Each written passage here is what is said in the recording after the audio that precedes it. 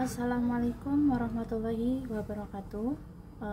Saya Anissa Rosalia, mahasiswa Stisna Nusantara Tangerang dengan prodi Hukum Ekonomi Syariah dengan NIM 220202152. Nah, di sini saya ingin menjelaskan dengan tema tujuan penelitian, macam-macam penelitian dan persyaratan tulisan ilmiah. Dengan mata kuliah metodologi penelitian hukum, dan dosen pengampunya adalah Dr. Sartibi MPDI. Nah, di sini saya ingin menjelaskan tentang tujuan penelitian, macam-macam penelitian dan persyaratan tulisan ilmiah dalam konteks metodologi penelitian hukum. Kira-kira apa sih isinya ya? Nah, kita simak di slide berikutnya. Nah, di slide berikutnya ini ada tujuan penelitian. Nah, tujuan penelitian hukum umumnya diarahkan untuk mencapai hal-hal berikut. Nah, yang pertama yaitu menjelaskan fenomena hukum, mengidentifikasi, memahami, dan memberikan penjelasan tentang norma, prinsip, atau fenomena hukum yang ada. Nah, kemudian yang kedua yaitu mengembangkan konsep hukum ya. Mengembangkan konsep hukum yaitu merumuskan konsep-konsep baru yang relevan dengan perubahan sosial atau kebutuhan masyarakat. Nah, kemudian yang ketiga teman-teman harus tahu ini bisa menyelesaikan masalah hukum dengan cara memberikan solusi atas permasalahan hukum yang dihadapi masyarakat baik secara teoritis maupun praktis ya. Kemudian yang keempat yaitu mengkritisi dan mengevaluasi hukum, mengkaji efektivitas atau relevansi hukum yang berlaku serta memberikan rekomendasi perbaikan. Nah, ini adalah 4 kategori tentang tujuan penelitian ya. Kemudian saya ingin menjelaskan juga tentang macam-macam penelitian nih. Macam-macam penelitiannya seperti ini. Jadi dalam metodologi penelitian hukum itu, jenis penelitian dapat dibagi menjadi beberapa kategori antara lain. Yang pertama berdasarkan sifatnya ya, berdasarkan sifat penelitian. Jadi sifat penelitian itu yang pertama ada penelitian deskriptif. Tujuannya untuk apa? Tujuannya untuk menggambarkan keadaan atau fenomena hukum sebagaimana adanya.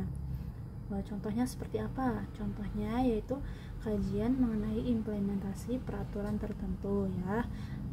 Kemudian ada lagi dari penelitian eksploratif.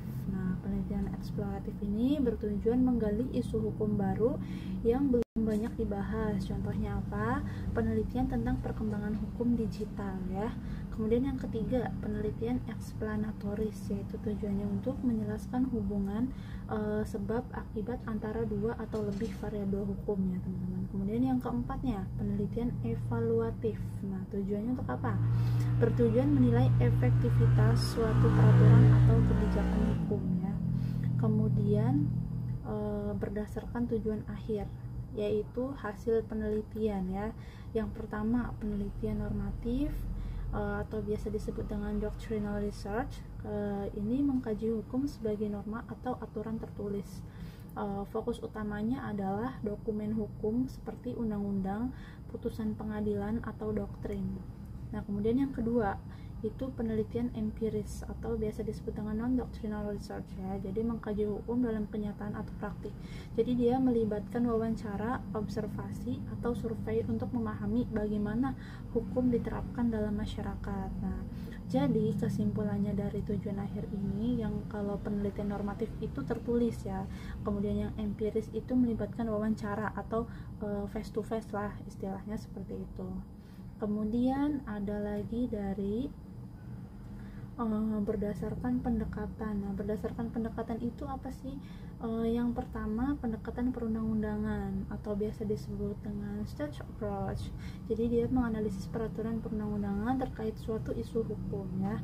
Kemudian yang kedua pendekatan kasus atau biasa disebut case approach. Nah, kemudian ini mengkaji putusan pengadilan untuk memahami bagaimana hukum diterapkan dalam kasus tertentu ya teman-teman. Kemudian yang ketiga itu pendekatan perbandingan atau biasa disebut dengan comparative approach. Jadi membandingkan sistem hukum atau norma hukum dari berbagai negara atau wilayah ya. Jadi terus yang keempat yaitu pendekatan sosiologis, yaitu sociological approach. Jadi dia menganalisis interaksi antara hukum dan masyarakat. Nah, yang kelimanya pendekatan filosofis. Nah, pendekatan filosofis itu atau biasa disebut dengan philosophical approach ya. Jadi mengkaji prinsip-prinsip mendasar atau nilai filosofis dalam hukum. Nah, itu yang berdasarkan pendekatan ya. Jadi hasil penelitian itu kan tadi yang pertama kan berdasarkan tujuan